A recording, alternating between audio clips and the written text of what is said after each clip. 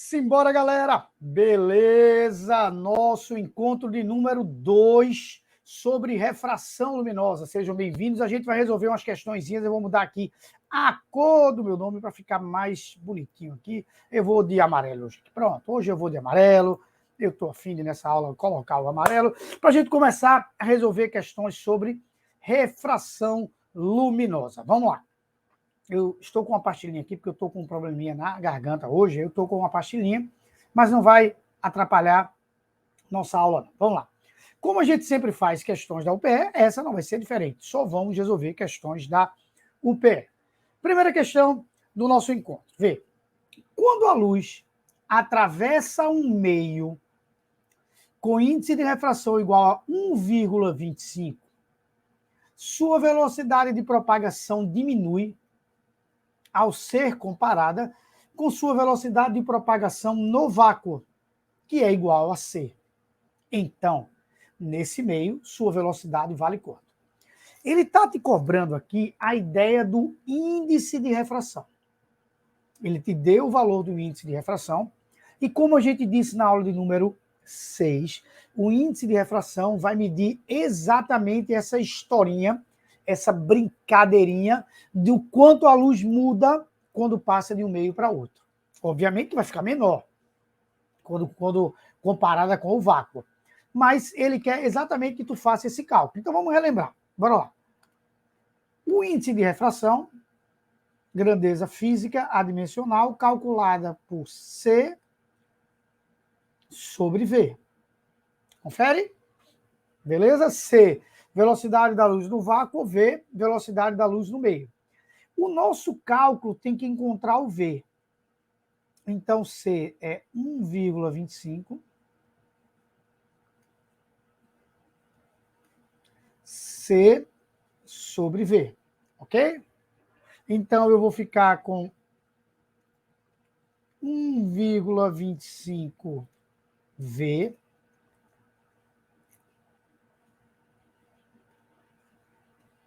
igual a C. Certo? Bom, ao lado desse C tem um 1 aí, você sabe, você não está enxergando, porque 1 é o elemento neutro da multiplicação, mas existe um 1 aí. Então, como que eu vou fazer aqui? Eu vou dizer que V vai ser C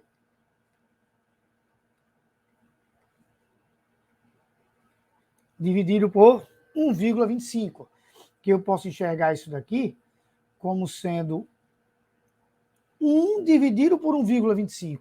1 dividido por 1,25 dá 0,8. 0,8C.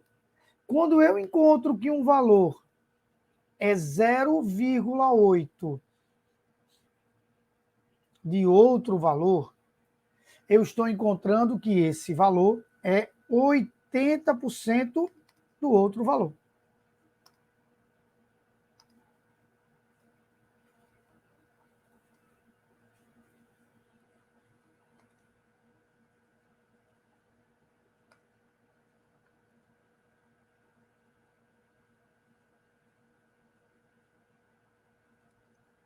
Então, nosso gabarito da primeira questão da nossa aula, 80% gabarito letra A, envolvendo os conceitos básicos de índice de refração. Tranquilo? Beleza? Veja que nessa questão você não precisava saber o valor de C, porque ele coloca tudo em função de C.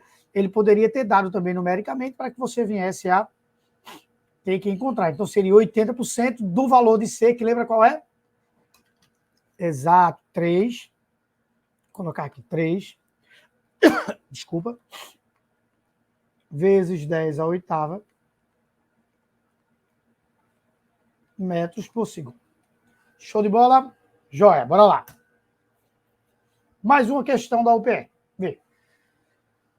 Um sistema óptico foi montado no ar utilizando 2 vidros diferentes, 1 e 2, de índices de refração N1 igual a 2 e N2 igual a 3/2, consistindo de 2 partes semicirculares e concêntricas de centro O, conforme ilustra a figura a seguir.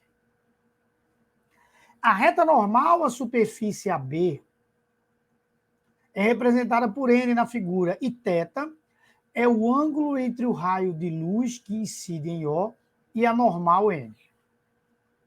Determine o valor de θ para que o raio de luz refrate completamente ao longo da face AB. Veja. Primeiramente, a gente precisa se ligar no seguinte. Aqui fora eu tenho ar. Então, aqui eu tenho ar. E aqui eu tenho ar também. Esse feixe de luz, ele está vindo em uma direção concêntrica. Como ele vem em uma direção concêntrica, significa que existe aqui uma reta tangente que faz com que esse ângulo de incidência aqui, que a incidência desse raio de luz nessa superfície seja perpendicular. E toda vez que a incidência é perpendicular, a refração ocorre sem desvio. Então, eu já posso garantir que esse raio de luz ele vai passar para cá sem sofrer desvio.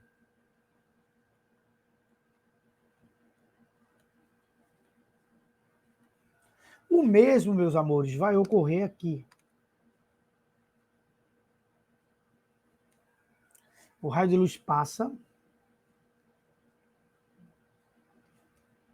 sem sofrer desvio.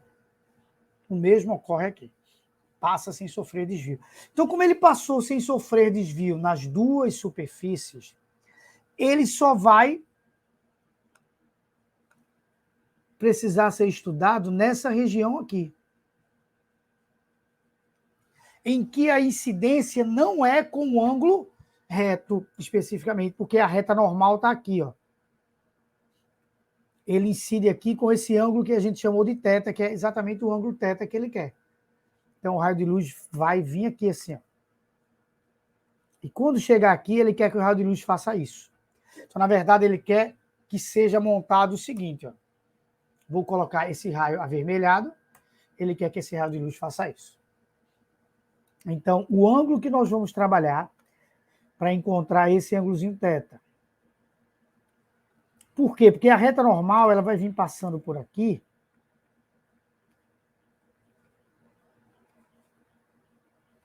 E eu já sei que o ângulo de refração é esse daqui.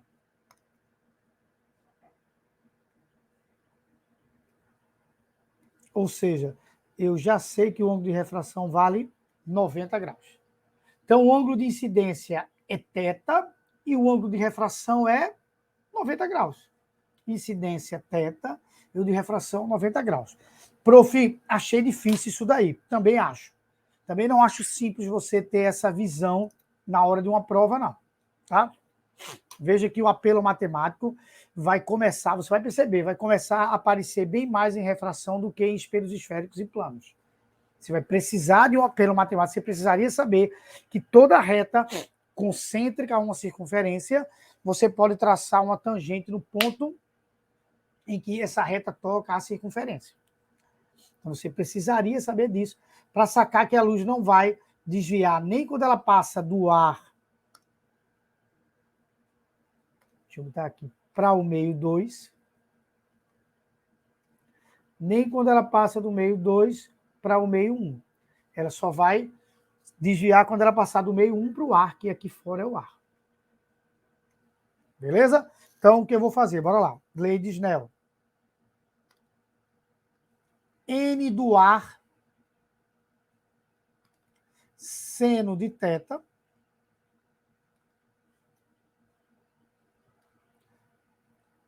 não, errei.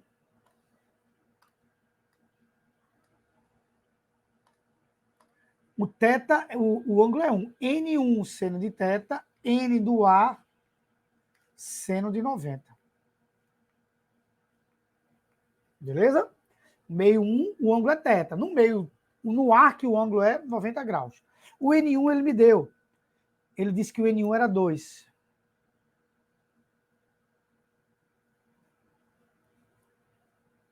O N do ar é 1. E o seno de 90, via de regra, ele não fornece, tá, pessoal? E é muito utilizado nas provas da UPE.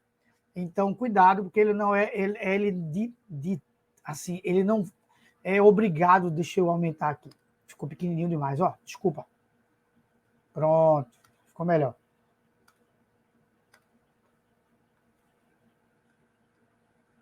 Ele não é obrigado a fornecer o seno de 90, não. Seno de 90 é 1, tá certo? Então, o seno de θ, desculpe que ficou muito pequenininho, é 1 sobre 2. Com isso,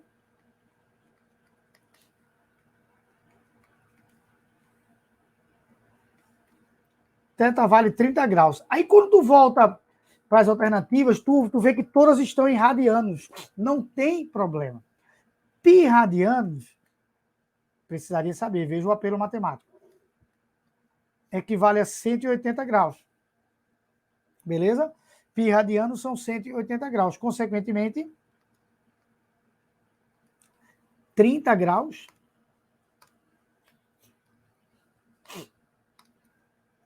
é 180 dividido por 6. Então, aqui vai ficar π sobre 6 radianos. Gabarito letra A. Beleza? Questão boa, questão forte, mas totalmente dentro do que foi estudado, do que foi pensado, tá? Espero que você tenha parado para estudar especificamente esse tema antes de assistir a essa aula. Beleza? Mais uma questão da UPE. Em 1968, o físico russo Viktor Veselago chamou a atenção para o fato de que nenhum princípio fundamental proíbe a existência de materiais com índice de refração negativo. O fenômeno mais interessante previsto por Veselago, enfim, aconteceria na interface entre um meio com índice de refração negativo e outro com índice positivo.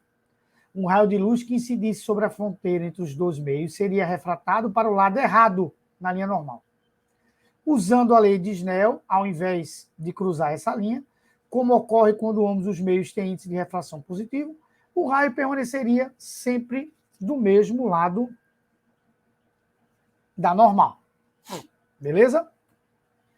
Considere a radiação monocromática que se propaga de um meio de índice de refração N1 igual a 1 para um meio com índice de refração negativo N2 menos 3 elevado a menos 1/2. Beleza.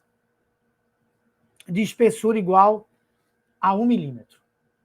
Se o raio incidente forma um ângulo θ, 30 graus, segundo ilustra a figura, determine a coordenada x do ponto de onde o feixe emerge do meio 2.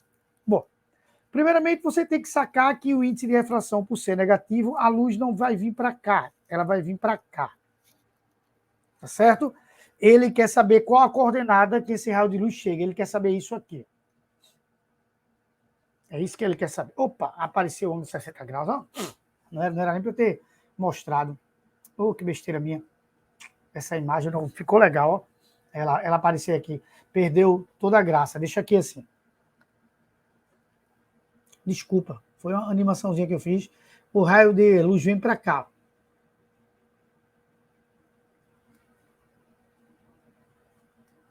Ele quer saber quem é essa coordenadazinha X aqui. Pronto, é isso que ele quer saber. Quem é esse X? Tá certo? Eu tenho o H aqui e eu preciso encontrar esse ângulo. Chamar esse ângulo aqui de quê? De alfa. Pode ser? Pronto, vamos chamar esse ângulo de alfa. Beleza? Então, aplicando a lei de Snell, o que é que eu tenho? Bom, aplicando a lei de Snell, eu tenho que N1 seno de θ, certo? Igual. Esse índice de refração negativo, na equação, eu não preciso colocar negativo. Tá certo? Não preciso colocar negativo. Isso é só para informar que a refração vem no outro sentido, porque o ângulo que você vai pegar é esse ângulo aqui, ó. Mas sendo que não precisa trabalhar com esse ângulo. Tem uma técnicazinha que você tira esse sinal de negativo, ele serviu só para indicar o que é que ocorrer de refração, vai ficar N2 seno de alfa. Vamos conversar sobre esse N2. Ele diz que N2 é 3 elevado a menos 1 meio, ou seja, é 1 sobre 3 elevado a 1 meio. Beleza? 3 elevado a 1 meio é raiz de 3, então é 1 sobre raiz de 3. Fechou? Então, ó, esse menos é só para indicar, repito, o sentido dessa refração. O menos é somente para isso. Então, quando você eleva um número a uma potência negativa, isso aqui é... Você faz isso. Tranquilo? Propriedade de potência. Então, aqui vai ficar N1, que é 1. Seno de θ, ele diz que θ é 30 graus, seno de 30 graus é 1 meio. Igual a N2, que é 1 sobre raiz de 3, seno de alfa. Produto dos meios pelos extremos, 2 seno de alfa é igual a raiz de 3. Então, seno de alfa, raiz de 3 sobre 2. Se o seno de alfa é raiz de 3 sobre 2, o alfa vale exatamente 60 graus. Por isso que naquela minha outra imagem apareceu o bendito ângulo de 60 graus. Mas vejam quantos elementos você ia ter que desenrolar nessa questão. Primeiro, esse índice de refração negativo. Tá? Primeira coisa que você ia ter que fazer é esse índice de refração negativo. Depois, desenhar essa imagenzinha para encontrar esse ângulo alfa. E aí, nesse índice de refração, 3 elevado a menos 1 meio ia ficar 3 elevado 1 sobre 3 elevado a 1 meio. Ainda tem isso, né? Ainda teria isso daí, que já é uma coisa que poderia... Deu uma travadinha aqui. Deu uma travadinha aqui, a gente vai destravar. Bom, beleza. Deixa ele rodar que ele irá destravar. E aí depois ele ia ter que aplicar essa equação de Snell, enfim, todo um processo para ter que fazer para conseguir chegar nesse gabarito, nessa primeira parte dessa questão. Aí, a gente vai para a segunda parte dessa questão, que é esse ângulozinho de 60 graus, que a gente tem. Agora fica mais fácil, né? Por quê? Porque eu tenho que tangente de 60 graus é exatamente o cateto oposto ao ângulo, que é x, que eu quero, sobre o cateto adjacente ao ângulo, que é h. Beleza? Tangente de 60, raiz de 3. Beleza? X e o h, cadê h? Cadê tu, h? H é 1 milímetro.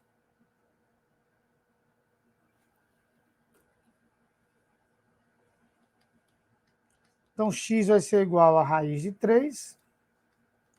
X vai ser igual a 1,7, que é exatamente o nosso gabarito da questão. Repito, questão forte. Essa questão ela não foi uma questão simples, tá? Mas nada fora de um padrão aceitável para uma prova. Não tinha nada de errado. Índice de refração negativa é algo calculado, conversado em sala de aula. A gente conversa, tanto é que a gente falou sobre isso, que inclusive caiu no Enem já também. Então não é uma coisa de prova de SSA, então nada a reclamar. Não tinha nada de errado nessa questão. Tranquilo? Beleza? Então, ó, matamos a primeira parte de refração da luz, tá? Uma dica legal de matemática é dar uma revisada em trigonometria. A gente precisa muito em refração do tema trigonometria, relações métricas do triângulo, seno, cosseno, tangente, Pitágoras. A gente vai acabar precisando muito desses temas ao longo desse assunto, tá certo? Na próxima aula, a gente vai ver a parte teórica de reflexão total da luz, ângulo limite, que é um tema também de muita relevância na tua prova do SSA2, tá bom? Forte abraço, até a próxima. Tchau, tchau.